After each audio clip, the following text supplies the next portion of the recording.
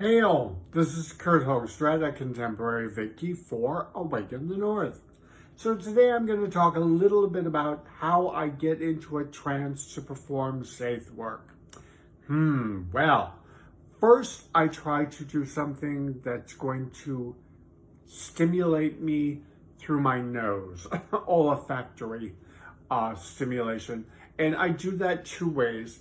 I have essential oil, mugwort essential oil, which I put on my temples and right under my nose. And then, of course, I burn incense. And that's the other thing that I like to do to get my nose in the action. And then what else do? I drum. I love drumming. Drumming can help get me into a trance very quickly because it's a repetitive motion that also involves sound. What you want to try to do is involve as many of your five senses as possible into the action of getting into a trance. So the drum helps with the sound aspect, and the repetitive motion of striking the drum helps to also put you into a trance. Then repetitive motion itself, you can sway.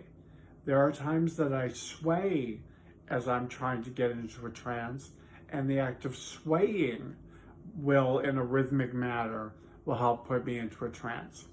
Breathing definitely has to be done correctly, for me at least, to go into a trance. And the way that I like to breathe is breathe into the count of three, hold to the count of three, breathe out to the count of three. So that's kind of how I rhythmically get my breath going.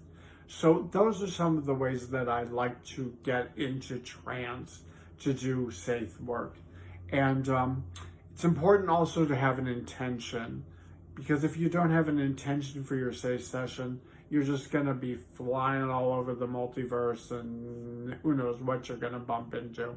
So you need to have an intention. So set the intention and keep the intention in your mind as you're going into trance. I know it sounds like a lot of things to do all at once, but it's not as hard as it sounds.